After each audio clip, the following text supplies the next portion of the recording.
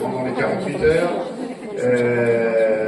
Merci à Mansour au passage parce que j'ai vu ton topo et c'est magnifique et je pense qu'effectivement c'est bien de partir de l'embryo de la date pour expliquer les choses à nos amis et confrères. Ok. Ensuite, je vous demande de bien avoir la gentillesse d'applaudir les deux patients qui nous permettent de faire du live. Alors là, vous ne vous applaudissez pas cette fois. Elles ont pas entendu. Alors donc, on va parler effectivement de l'examen du cœur. Je vais évidemment me concentrer sur le cœur. Avant de parler du cœur lui-même, je parle de la position. Ce fœtus a la tête en bas, il a le dos ici sur la gauche de la patiente. Je disais hier en atelier que en général, je bascule la sonde pour vérifier que le rachis était bien du côté que j'avais estimé, effectivement. Donc, on est avec un fœtus en présentation céphalique, dos à gauche. Deuxième temps de l'examen qui n'est toujours pas cardiaque, c'est le temps du situs. Et donc le temps du situs, eh bien, on va regarder au niveau de l'abdomen un certain nombre de choses, en fait, qui sont au nombre de 5. Évidemment, l'estomac. Alors, parfois l'estomac n'est pas rempli, et donc effectivement, ça peut présenter une petite difficulté, mais il faut savoir un peu attendre. La veine ombilicale, ici, on est juste à la jonction entre la veine ombilicale et la grande veine porte principale. On verra ça demain en fin d'après-midi. Ici, deux petits ronds qui ne sont pas exactement de la même taille comme vous le voyez. Celui-là est juste en avant et à gauche du rachis, et c'est l'aorte. Et ce deuxième petit rond ici, qui est en avant ici des plis du diaphragme ou de la surrénale, qui est la veine cave inférieure. Le cinquième élément, si je peux dire, sans paraphraser Luc Besson, c'est ici la vésicule biliaire, on voit très bien, donc évidemment qui est dans un plan légèrement inférieur au plan habituel de l'abdomen, mais qu'il faut savoir aller chercher. Donc le théâtre des choses est bien placé, et donc maintenant effectivement on va s'intéresser au cœur et on va passer sur un programme cœur. Alors pourquoi il y a des programmes cœur dans nos rachis des différentes firmes, et c'est tout le même principe, c'est qu'il faut grosso modo avoir comme souci trois choses. La première chose, c'est la cadence image. La cadence image sur la machine que j'utilise, elle est là, et donc on va chercher. Ce cœur est en mouvement, le mouvement grosso modo c'est 140 battements par minute.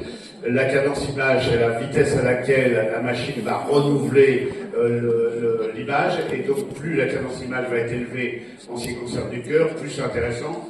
Ceci étant dit, c'est vrai aussi pour des choses qui ne sont pas le cœur. Alors on a quelques moyens d'améliorer cette cadence image. La première chose, c'est de régler l'angle. Alors, vous voyez que là, on a une cadence image à 426, sauf qu'on voit rien. Donc, c'est vraiment un compromis. On essaie d'avoir ce secteur le plus et le moins large possible. Ok, le plus large possible pour bien voir le cœur, le moins large possible pour garder une cadence image élevée. Ici, on est à 80, ce qui est pas mal. Il y a un deuxième élément sur lequel on va pouvoir jouer, c'est la profondeur de champ. Là aussi, mais vous voyez que ça va varier un peu moins. Là, quand même, quand on a une profondeur de champ qui est assez faible, et ben, effectivement, on voit que la cadence image a bougé. Il y a deux autres choses sur lesquelles je vais insister. Premièrement, la persistance. Donc ça, c'est les réglages de deuxième intention, si je peux dire. On doit avoir une persistance la plus faible possible, plus compte tenu que c'est en mouvement. Si vous avez une persistance qui est forte, cette persistance va vous donner du flou dans l'image. Et la deuxième chose dans ce type de réglage, c'est la dynamique. Et donc je vais jouer sur la dynamique ici. Vous voyez que là j'ai une dynamique qui est très faible, et vous voyez que les contours sont pas très nets. On veut pour ce cœur avoir des contours qui sont nets. Donc là sur la machine que j'utilise là actuellement, j'ai mis ma dynamique à 8, et je pense que c'est tout à fait correct. La persistance, c'est le temps que dure l'image que vous avez en cours. Alors ensuite, on va s'intéresser à ce que j'appelle les caractéristiques générales du cœur. Alors, mes amis Bertrand Stoss et Marilyn Lévy ont fait un truc qui s'appelle le score de Lévi-Strauss. Là, 5, 4, 3, 2, 1, on dit la même chose, on voit tout à fait de la même façon, mais c'est la même chose. Donc, première chose, alors je vais un tout petit peu quand même là augmenter mon angle pour bien voir le tout. Première chose, position du cœur dans le thorax. Un cœur normalement positionné, c'est un tiers dans l'hémithorax droit, 2 tiers dans l'hémithorax gauche. C'est important. Tout à l'heure, dans son topo, Amaury vous a parlé de hernie diaphragmatique. On comprend très bien que si il y a une hernie diaphragmatique, ça va déplacer le cœur. S'il y a une hypoplasie ou une aplasie pulmonaire, ça va aussi déplacer le cœur. Et donc, position du cœur dans le thorax, un tiers, 2 tiers. Deuxième élément en ce qui concerne cette position du cœur, l'axe du cœur par rapport à l'axe antéro-postérieur. L'axe antéro-postérieur, il est comme ceci, ok, et on va faire l'angle par rapport au septum on va le faire pour être tout à fait complet, générique, de ligne, ok, donc je fais ici l'angle antéro-postérieur, ok, donc sur la ligne médiane, et puis ici le septum, en sachant que là c'est un complément d'angle, et pardon, j'ai fait l'inverse, je vais faire.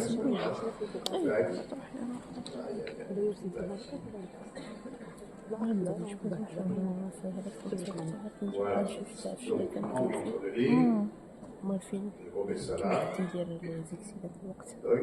remets ça ici, voilà, en fait j'ai un complément d'angle, et voilà, en fait on a un angle à 40 degrés, donc entre 30 et 45 degrés, on a un angle strictement normal. Ensuite, qu'est-ce qui nous intéresse? Il nous intéresse les parois du cœur, vérifier que les parois ne sont pas ni trop épaisses ni trop fines, et on voit là qu'elles sont tout à fait correctes. Ensuite, le rythme cardiaque. Alors évidemment, le rythme cardiaque, on peut utiliser du DEM, ce qui ne me paraît pas utile quand on est sur un examen comme ça de première intention et on voit un rythme cardiaque qui manifestement est normal. On laisse quand même sa sonde un tout petit peu pour vérifier qu'il n'y a pas de temps en extrasystole ou une bricole qui pourrait apparaître, mais c'est tout à fait simple. Alors on peut faire du TM, on peut faire un truc, je vous montrerai ça demain, où on peut faire aorte et velter supérieur pour effectivement voir le rythme cardiaque. Ça ne me paraît pas utile quand on est sur un examen de base ou et manifestement d'aspect normal.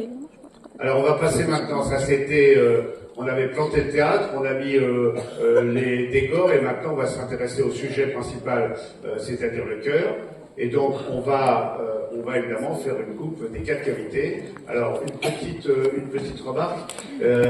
David, que tout le monde connaît, disait toujours qu'il fallait passer entre 2 côtes, et donc effectivement, il faut éviter de faire un truc comme ça où on a, voyez, les côtes qu'on voit avec plusieurs côtes, avec les espaces intercostaux, parce que là, ça vous fait des côtes d'ombre, et c'est pas formidable, donc on va se mettre le plus parallèle possible aux côtes, et donc évidemment passer dans un espace intercostal. Donc, on va regarder les 4 cavités. Alors, on peut regarder les 4 cavités, je dirais, de première intention.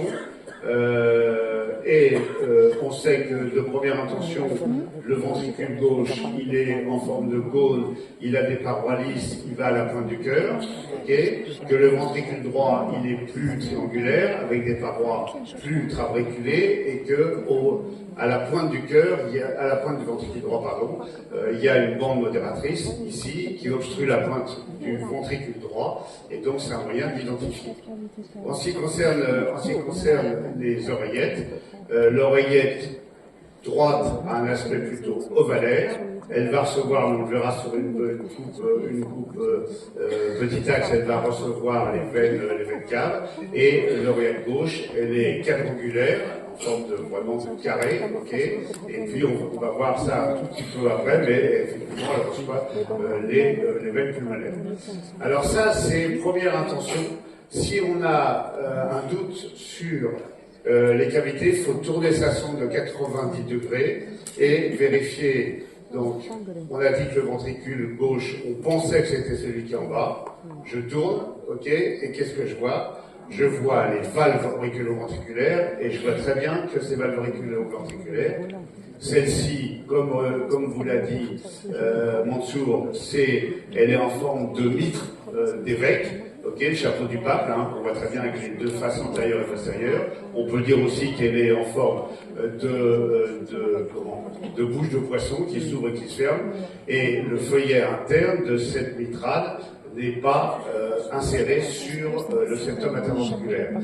En ce qui concerne la tricuspide, par définition a 3 feuillets. Alors ici, cette image elle est assez sympa parce qu'on voit très bien l'insertion de 2 des feuillets de la tricuspide ici sur le septum, et on voit l'autre feuillet, celui-là on le voit très bien, simplement pour les raisons qui ont été indiquées tout à l'heure par Amaury, parce que notre faisceau ultrasonore est perpendiculaire à ce leaflet de la tricuspide, et c'est pour ça qu'on le voit très bien.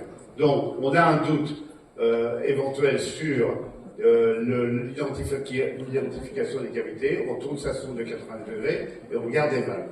C'est la valve qui définit le ventricule. Alors ça vous permet tout de suite effectivement sortir de certaines situations. Par exemple, on a dit que le ventricule gauche il est la pointe du cœur, sauf que si vous avez un hypo-VG, il ne va pas faire la pointe du cœur. Donc c'est vraiment des moyens comme ça de se sortir de situations un peu embêtantes. Alors, ici on est dans une position où on est vraiment perpendiculaire aux parents et perpendiculaire au septum, donc c'est un bon moyen pour illustrer la suite de ce qui a été dit par Mansour, de vérifier la présence ou non, en tout cas ici, de CIV au niveau du septum.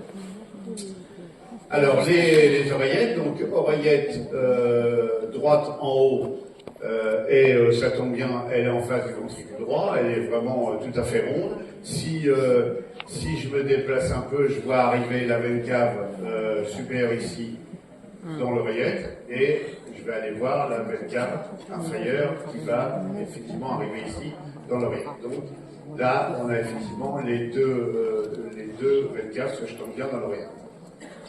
Dans l'oreillette droite. Oreillette gauche, ici, avec bien sûr cet aspect quadrangulaire.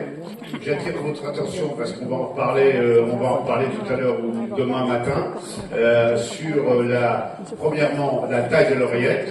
La taille de l'oreillette, quand vous avez une absence de connexion des veines pulmonaires, vous allez avoir une oreillette qui va être petite, ronde, et en particulier le bord postérieur il va être arrondi. Et la distance entre le mur postérieur de l'oreillette et le rachis va être inférieur, et ici on voit l'œsophage basal. Ok? Donc on va chercher à voir, puisqu'on est là, on va chercher à voir les veines pulmonaires. Alors, je vous déconseille de mettre du Doppler de façon à voir les veines pulmonaires. Il faut s'assurer anatomiquement qu'on voit des veines pulmonaires bien connectées à l'oreillette gauche. Là, on voit très bien deux veines pulmonaires à droite. On voit une veine pulmonaire aussi à gauche en bas.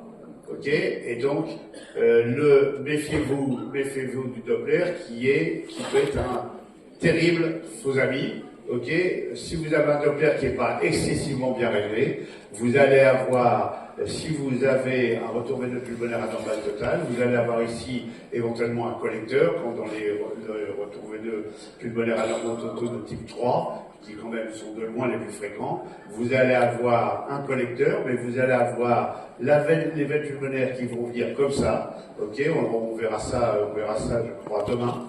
Et vous pouvez vous faire piéger, votre Doppler il est mal réglé, ça bave un peu, et vous n'arrivez pas à faire le diagnostic, ou vous passez à côté du diagnostic. Et j'ai l'habitude de dire qu'il y a, à mon avis, deux choses qui sont absolument fondamentales à dépister pour le dépisteur, parce que ça ne sera pas rattrapable après, c'est la TGV. Si vous faites pas si vous suspectez pas ou si vous faites pas le diagnostic du TGV, personne ne le fera à votre place. Évidemment, la naissance de l'enfant peut être compromis si on a un foramen restrictif par exemple, et puis le retour veineux pulmonaire anormal total, parce que, je veux dire, si le collectoris bloque, on va avoir des gros soucis derrière.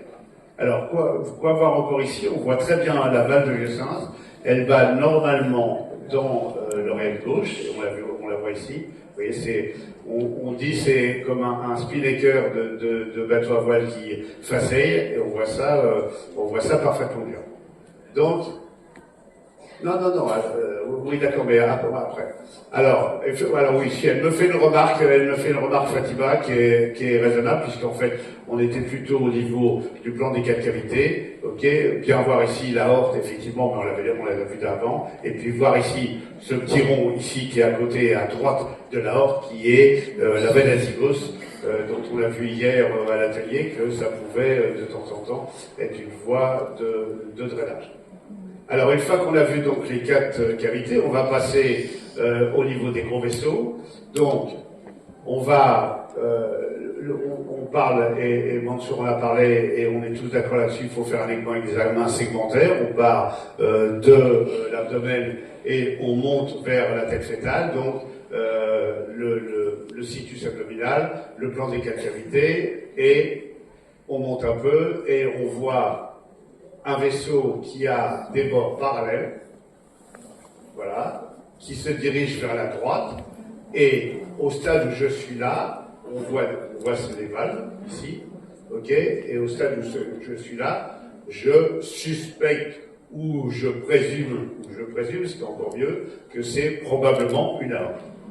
Je continue mon ascension, et en continuant mon ascension, je vois un vaisseau dont le trajet est antéro-postérieur et qui va donc ici rejoindre l'aorte descendante, ok, et donc c'est ici l'infundibulum pulmonaire. Ensuite, c'est en fait plutôt le canal artériel que véritablement l'artère pulmonaire. Et vous voyez qu'on a effectivement ce vaisseau, on va regarder. Ce qui est très important, c'est ça, c'est de vérifier qu'il se bifurque. Et là, vous avez la chance sur cette image de voir très facilement qu'il se trifurque. Là, je suis au niveau canal artériel branche droite. Là, je remonte un peu et je suis au niveau... Pardon, c'était à l'envers. Voilà, ici, au niveau des 2 branches artères pulmonaires, branche droite et branche gauche. J'ai demandé hier en atelier qui regardait systématiquement la branche gauche de l'artère pulmonaire.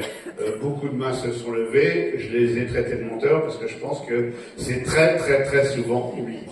Et c'est intéressant parce qu'effectivement, il y a des agénésies de la branche gauche et puis ça renseigne aussi sur le poumon.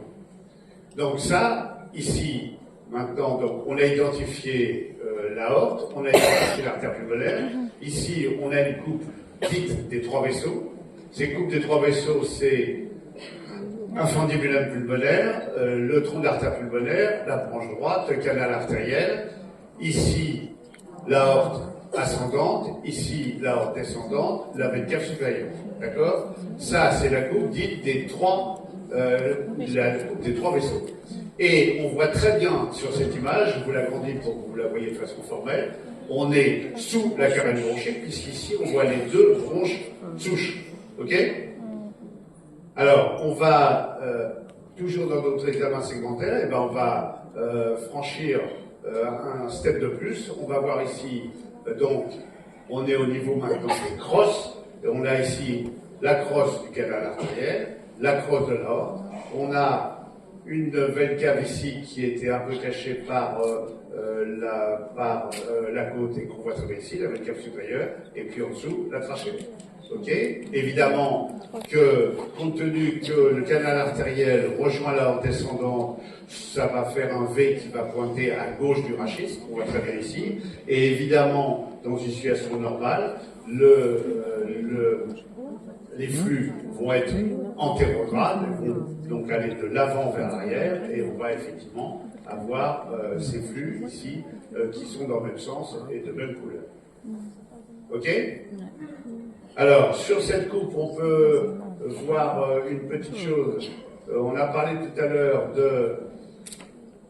zygose, et ben on voit très bien ici qu'en fait la zygose elle est ici. Ça c'est la crosse de la zygose qui vient se jeter dans la veine cave supérieure. Et si je mets du Doppler en diminuant la PRF puisqu'on est sur une situation veineuse, on va l'avoir en quelle couleur? Rouge. Voilà, on va l'avoir en rouge, parfaitement bien. Ok? Et on voit ici traché. Bon, donc là, on a bien avancé. Alors, je pense qu'on peut faire un quart de tour. Voilà. Et on va se retrouver ici sur la crosse de la horte. On voit très bien tronc brachiocéphalique droit, carotide primitive gauche, sous-clavière gauche, donc là, les trois vaisseaux. On va profiter de cette position pour voir parfaitement les deux veines caves inférieure, veine cave supérieure. Ce petit truc qui bat ici, c'est quoi? Ça. C'est la valve d'Eustachi, qu'on voit très bien ici. Et puis on peut compléter notre examen. Bon, bien sûr ici c'est annexe, mais on voit très bien ici la trachée, on voit très bien l'œsophage, on voit très bien l'aorte ici. Et donc on est dans l'espace inter-aortotrachéal. Et donc je vais tourner un peu ma sonde pour avoir un abord plus apical. Ben, il ne veut pas. Je vais essayer quand même. Ok. Et je vais essayer de voir ici le thymus. On voit parfaitement bien. Ici, en particulier, je vais essayer de mieux vous montrer ça. La limite, voilà, l'interface entre le poumon et le thymus. Là, je vais peut-être même mettre de la couleur. Pourquoi je mets de la couleur?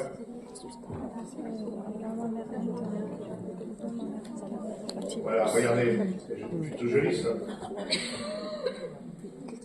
On voit veine et artère mammaire interne. Les artères mammaires internes, c'est les premières branches de division des sous-clavières.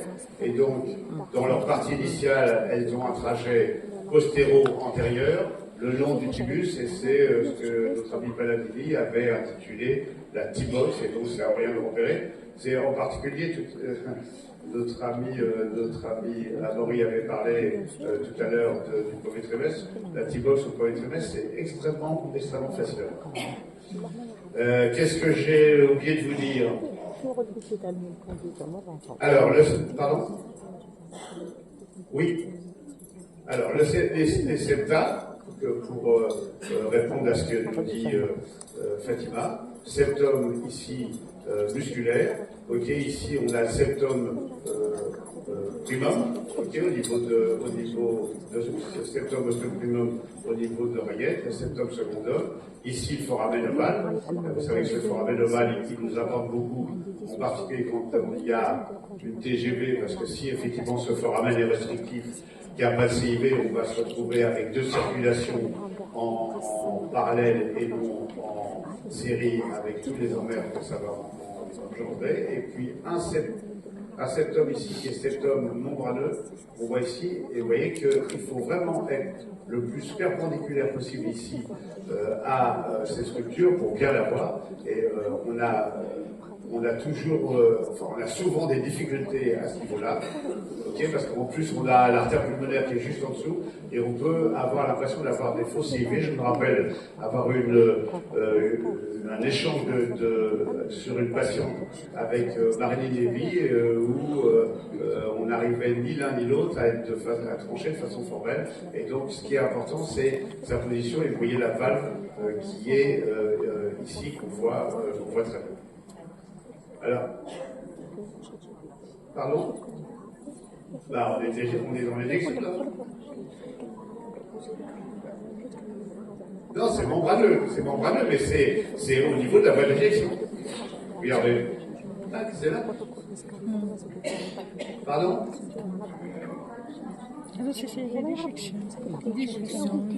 Non, ça, les musculaires, elles sont sur la cavité.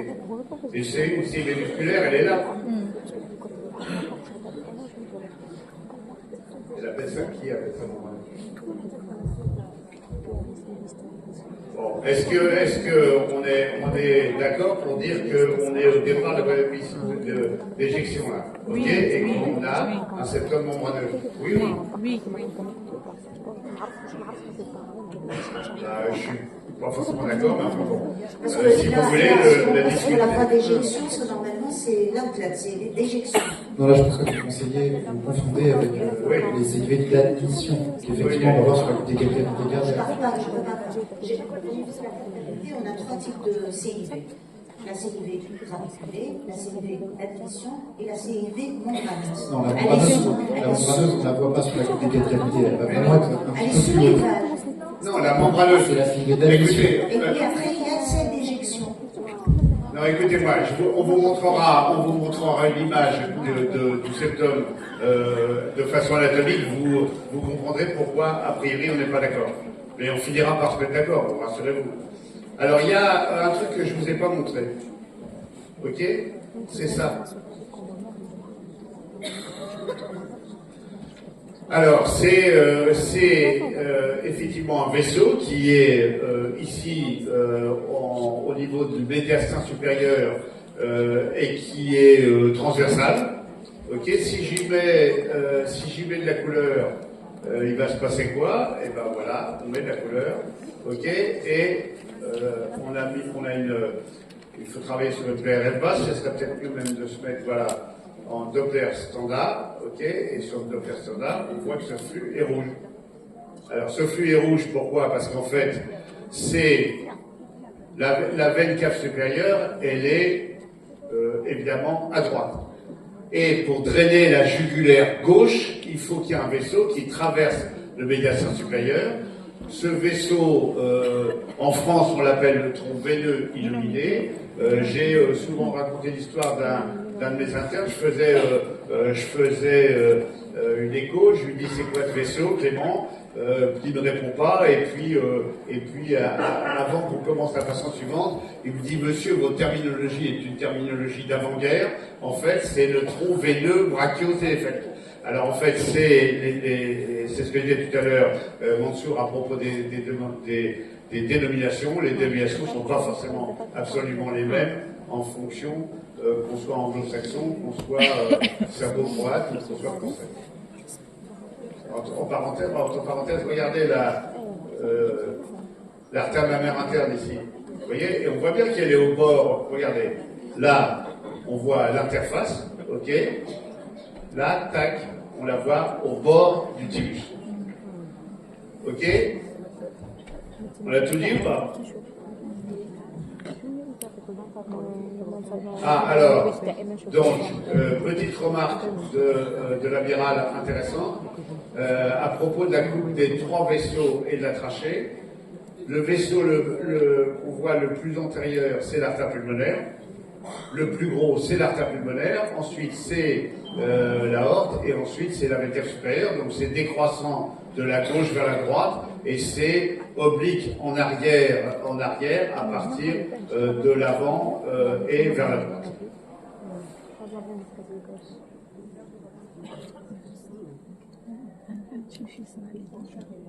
Question?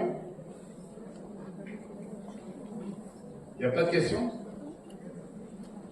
Alors vous avez remarqué qu'à part la coupe des 3 vaisseaux et de la trachée, j'ai quasiment jamais mis de Doppler. Que le Doppler, il va nous servir si effectivement on a identifié quelque chose et que c'est important pour nous d'avoir le sens des flux. Et vous voyez, ce que vous disiez tout à l'heure, Amaury, en réponse à une question qui était est-ce que tu peux nous donner tes réglages du Doppler? Bah là, je ne sais pas si vous avez remarqué, j'étais tout à l'heure comme ça, ok? Voilà, j'avais le Doppler. Alors vous voyez que manifestement, j'ai de l'aliasing dans la horte, il n'y a aucune raison que j'ai de l'aliasing dans la horte. Donc si je veux voir les gros vaisseaux, c'est que j'ai une PRF trop basse. Donc je règle la PRF, je peux encore la monter un peu. Et puis il y a une deuxième chose sur laquelle je joue assez volontiers, c'est le gain, pour faire en sorte qu'il y ait un remplissage des vaisseaux et que ça ne parte pas dans tous les sens. On pourrait même encore augmenter un tout petit peu la PRF. Voilà. Ok, alors évidemment, si je monte un PRF, je vais quasiment plus voir le tronc veineux illuminé, et à peine, bon, là on a des conditions qui sont vraiment parfaites, et par contre je vois très bien l'interface entre l'aorte et l'artère pulmonaire. On est bon? Une petite question. Regardez, on le voit l'entièreté du tibus là. Donc, ici, interface, ici, interface. En sachant que le tibus en coupe sagittale, on le voit assez mal, ok? On le voit effectivement ici, mais vous voyez que c'est pas très bien. Alors ici, je vous montre un truc sympa, croche de l'aorte. D'accord? On voit très bien les vaisseaux, les troncs supra-aortiques. Je traverse, je vois la trachée, et je vois une autre crosse ici. La digose. Ok, la digose, voilà, ici en rouge, qui vient se jeter dans la veine cave supérieure. Regardez. Sympa? Pardon, je vais poser une question. Oui. Pour les communications d'éjection, c'est la communication d'éjection gauche, c'est la communication sous les valves aortiques. C'est celle-là, la communication membraneuse, périmembraneuse. C'est pareil. Donc, communication sous les valves aortiques, donc c'est une communication d'éjection. Et est-ce que je peux l'appeler aussi communication périmembraneuse? Pour moi, la communication périmembraneuse, elle est ici, juste au-dessus des valves. Là. Sous les valves aortiques. Eh ben, on n'est pas. Oui, on est d'accord. Sous les valves. On est d'accord. Allez, on va dire ça. Donc c'est pareil. D'accord, merci. Monsieur, s'il vous plaît. Entre parenthèses, ça ne se voit pas trop parce qu'on a 27 semaines, mais souvent au niveau des valves aortiques, c'est un peu renflé, c'est ce qu'on appelle les sinus de passage. Même les laboratoires. Pour le retour veineux. Ouais. Est-ce qu'il faut visualiser les deux veines pulmonaires ou bien la visualisation d'une seule La question est ce qu'il faut éliminer, c'est le retour veineux pulmonaire anormal total. Ça veut dire que les 4 veines pulmonaires ne sont pas connectées à l'oreille gauche. Ok? Le vrai problème, c'est ça. Après, vous avez des retours veineux pulmonaires anormaux partiels. Et c'est plus le même problème. Parce que vous allez avoir au moins une partie du sang qui va arriver dans l'oreille gauche. Et donc, si jamais il y a un blocage au niveau d'un éventuel collecteur, ça ne va pas entraîner un arrêt total de la circulation. Une seule veine suffit. Moi, je pense que idéalement, ce qui est bien, c'est de voir les deux veines pulmonaires inférieures qui sont les plus faciles à voir. Regardez, on les a là. Pour le foramen, est-ce qu'il y a des mesures à faire pour parler de foramen oral? Alors après, je veux dire, ça, c'est plutôt, en fait, souvent, c'est pas l'échographiste qui va parler de la taille du foramen. Le foramen, on peut le mesurer, ok? En général, la première chose que va faire le cardiopédiatre à qui on va envoyer la patiente dans l'optique de faire un pronostic et de déterminer le lieu d'accouchement, c'est lui qui va dire s'il y a un phénomène réflectif. Ceci étant dit, je veux dire, quand même en mesurant ce foramen, on a déjà une petite idée de savoir s'il est correct ou pas. Vous voyez ici, ce foramen, il paraît parfait. Jean-Philippe,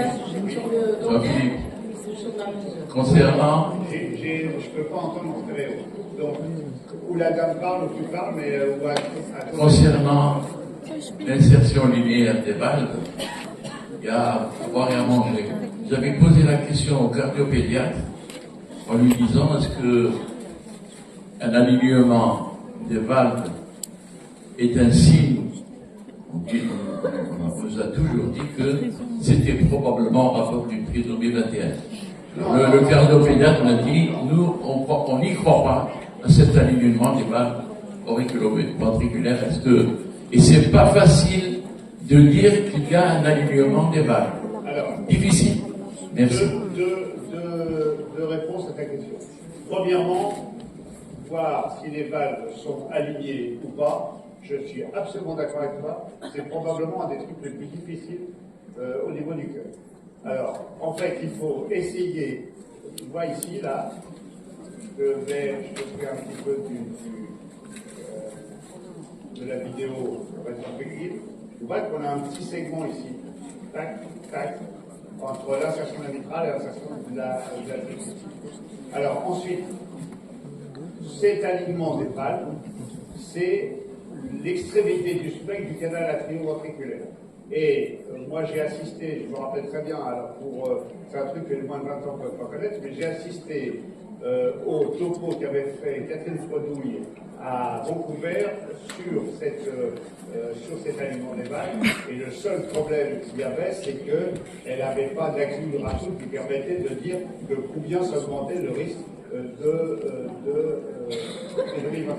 En sachant que c'est très difficile et qu'il y a beaucoup plus d'alignements des valves qui sont soupçonnés que d'alignements des valves réels. Je me permets de... Et pourtant, Catherine Fredouille, avec Jean-Philippe, avec Jean-Éric Desbré, en photopathe, ils ont bien montré quand même que chez certains fœtus, ils avaient quand même des valves. Je suis d'accord sur le fait qu'ils ont montré l'alignement des valves. Je me rappelle très bien avoir eu cette discussion avec Catherine. Je veux dire, ils n'ont jamais publié un likelihood ratio qui disait le fait d'avoir ça augmente le risque de 2021 de temps. Et c'est d'ailleurs ce que nos confrères, en particulier américains, avaient opposé dans la discussion lors de cette je suis désolé, je me permets d'intervenir. L'alignement des valves, c'est un signe qu'en fait, tu as une seule jonction AV et que tu as potentiellement peut-être un CAV. Oui, c'est ça. Et que donc, du coup, mais fort heureusement, tous les prisonniers 21 n'ont pas de CAV. Donc, c'est un raccourci. C'est vrai que si tu as un alignement des valves, tu as peut-être un CAV, mais il y a aussi des CAV qui ne sont pas trisomiques.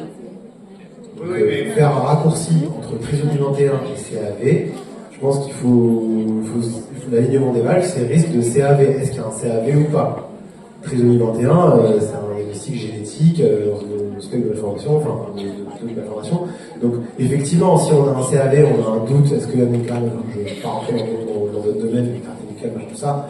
Et donc, du coup, est-ce que on a un ensemble d'éléments, parce que tout vient du problème qu'on n'a pas d'amyosynthèse et tout ça. Est-ce qu'on a un CAV ou pas? Mais parce que vous avez simplement un alignement des valves, dire c'est un CAV, ou c'est non déjà, et il y a des CAV qui n'ont pas de trisomie 21. Non, mais attends, je veux dire, la question, elle ne se pose pas comme ça, parce que c'est exactement ce que j'ai dit.